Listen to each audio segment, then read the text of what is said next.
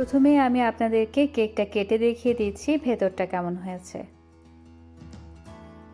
আসসালামু আলাইকুম everyone, welcome to my channel ভোজন বিলাস বাই আলাইসা।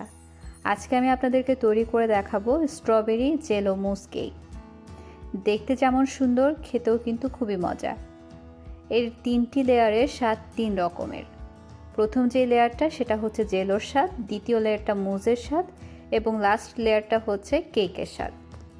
সব মিলিয়ে কেকটা খেতে কিন্তু দারুণ। চলে এলাম মূল রান্নায়। সেই জন্য আমি একটা পাত্রে 1/4 কাপ বাটার নিয়ে নিয়েছি। আপনারা এখানে বাটারের বদলে তেল ব্যবহার করতে পারেন। আমি যেহেতু বাটার ব্যবহার করেছি, বাটারটাকে প্রথমে বিট করে একদম সফট করে নিচ্ছি। কেকের জন্য যে উপকরণগুলো আমি এখানে ব্যবহার করছি সবগুলো কিন্তু রুম টেম্পারেচারে হতে হবে। কোনোভাবেই ঠান্ডা কিংবা গরম কোনো জিনিস ব্যবহার করা যাবে না।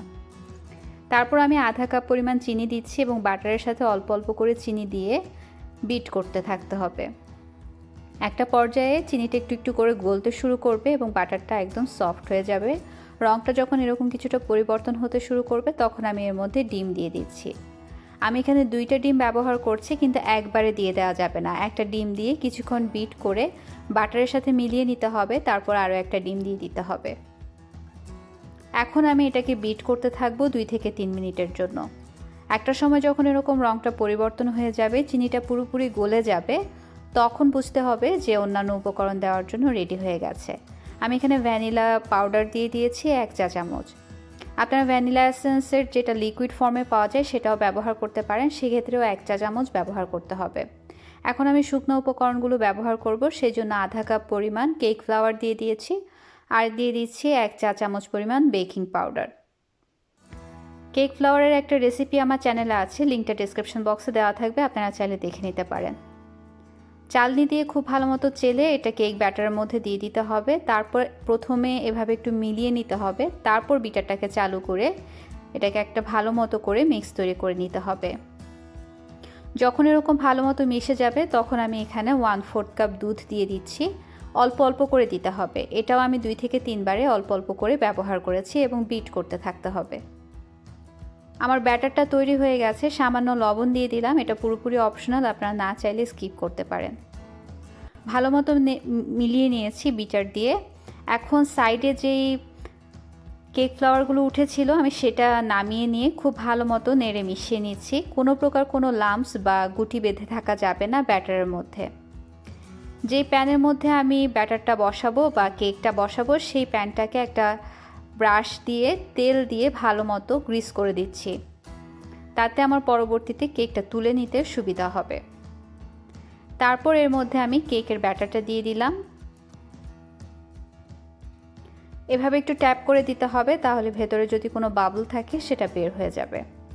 আজকে আমি কেকটা চুলায় তৈরি করব, আমি আপনাদেরকে দেখিয়ে দিচ্ছি। চুলার জন্য এরকম আমি একটা বড় পাতিল নিলাম, তার মধ্যে একটা স্ট্যান্ড বসিয়ে চুলার আঁচটা মিডিয়ামে রেখে 10 মিনিট হাঁড়িটাকে প্রিহিট করে নিয়েছি। 10 মিনিট পরে চুলার আঁচটা একদম কমিয়ে দিয়ে কেকের যে প্যানটা রেডি করে রেখেছিলাম সেটা স্ট্যান্ডের মধ্যে বসিয়ে দিতে হবে। তারপর 40 থেকে 45 মিনিট অপেক্ষা করতে হবে। একটা টুথপিক ঢুকিয়ে দেখতে হবে, যদি টুথপিকটা ক্লিন বের হয় তাহলে বুঝতে হবে যে কেকটা রেডি হয়ে গেছে। আমি কেকটা নামিয়ে নিয়েছি। অন্যদিকে একটা পাত্রে আমি 4 টেবিল চামচ পরিমাণ গরম পানি এবং 2 টেবিল চামচ পরিমাণ চিনি নিয়ে নিয়েছি। চিনিটা খুব ভালো মতো গলিয়ে নিয়েছি। তারপর এই শিরাটাকে কেকের উপর দিয়ে দিচ্ছি, তাতে কেকটা একদম সফট এবং ময়েস্ট হয়ে যাবে। তারপর এটাকে আমি ফ্রিজে রেখে দিয়েছি 30 মিনিটের জন্য। অন্যদিকে একটা পাত্রে আমি আধা কাপ পরিমাণ জেলো এবং 1 কাপ পরিমাণ গরম পানি দিয়ে এই জেলোটাকে এখন আমি গুলিয়ে নেব। এই ক্ষেত্রে কিন্তু আপনাদেরকে গরম পানি ব্যবহার করতে হবে। এখন এটাকে পুরোপুরি গলে যাওয়ার জন্য অপেক্ষা করব, নাড়তে থাকতে হবে। এখন আমি এখানে একটু মুসটা একটু বেশি পরিমাণে ব্যবহার করছি। আপনারা যদি শুধুমাত্র এই কেকটার জন্য মুস তৈরি করেন সেক্ষেত্রে 4 টেবিল চামচ জেলো আপনারা ব্যবহার করবেন, 8 টেবিল চামচ পানি ব্যবহার করবেন। তারপর এটাকে আমি ফ্রিজে রেখে দিয়েছি। যখন কিছুটা জমে গেছে তখন এটাকে বের করে নিয়েছি। কোনোভাবে আপনাদের কাছে যদি মনে হয় যে বেশি জমে গেছে তাহলে একটু মাইক্রোওয়েভে লিকুইড করে নিতে পারেন। অন্যদিকে আমি এখানে পাত্রে 2.5 কাপ পরিমাণ ক্রিম নিয়ে নিয়েছি। আমি আবারও বলছি, আমি মুসটা একটু বেশি পরিমাণে তৈরি করছি, তাই আমি 2.5 কাপ ক্রিম ব্যবহার করছি। আপনারা যদি শুধু এই কেকটার জন্য মুসটা বানাতে যান সেই ক্ষেত্রে শুধুমাত্র আধা কাপ পরিমাণ ক্রিম আপনারা এখানে ব্যবহার করবেন। আর জেলো তো আমি বলেই দিয়েছি 4 টেবিল চামচ জেলো 8 টেবিল চামচ পানির মধ্যে গুলিয়ে সেটা ব্যবহার করবেন, তাহলে কিন্তু এই কেকটার জন্য সাফিসিয়েন্ট। আমি যেহেতু একটু বেশি করছি সেই জন্য আমার ক্রিমের পরিমাণ এবং জেলোর পরিমাণ একটু বেশি আছে। আমার এই জেলোটা একটু বেশি জমে গেছে, এই কারণে আমি মাইক্রোওয়েভ করে নিয়ে একটু লিকুইড করে নিয়েছি, কারণ বেশি জমে গেলে এটা কিন্তু আর ক্রিমের সাথে মিশতে চাইবে না। একটু লিকুইড করে নেওয়ার কারণে খুব সহজে এটা ক্রিমের সাথে মিশে যাবে। আর কিছুই না, জেলোটা অল্প অল্প করে দিতে হবে এবং বিট করতে থাকতে হবে। বিট করতে করতে এটা একদম ভালোভাবে মিশে যাবে ক্রিমের সাথে এবং ক্রিমটাও এবং এরকম ফুলে ডাবল হয়ে যাবে। কন্টিনিউ বিটটা দিয়ে এরকম করে বিট করতে থাকতে হবে। যেহেতু জেলোর মধ্যে চিনি আছে এই জন্য বাড়তি কোনো চিনি এর মধ্যে ব্যবহার করতে হবে না। আমারটা আমি প্রায় 8 থেকে 10 মিনিট বিট করার পরে এরকম পর্যায়ে এসেছে। আমি এখানে যে ক্রিমটা ব্যবহার করেছি এই ক্রিমটা কিন্তু একদম ঠান্ডা ব্যবহার করেছি। আপনারাও চেষ্টা করবেন ঠান্ডা ক্রিম ব্যবহার করতে। যখন কনসিস্টেন্সিটা এরকম হয়ে যাবে, আমি একটা চামচ দিয়েও আপনাদেরকে দেখিয়ে দিচ্ছি, তখন বুঝতে হবে পারফেক্টলি মুসটা রেডি হয়ে গেছে। এখন আমি যে কেকটা রেডি করে রেখে দিয়েছিলাম ফ্রিজে, সেটা আমি বের করে এর উপরে মুজের একটা লেয়ার দিয়ে দিচ্ছি। আমি আবারও বলছি, আপনারা যদি শুধুমাত্র এই কেকের জন্য মুজ তৈরি করতে চান সেই জন্য আধা কাপ পরিমাণ ক্রিম নেবেন, 4 টেবিল চামচ পরিমাণ জেলোকে 8 টেবিল চামচ পরিমাণ গরম পানি দিয়ে ভালোভাবে গুলিয়ে তারপর এই মুজটা রেডি করবেন।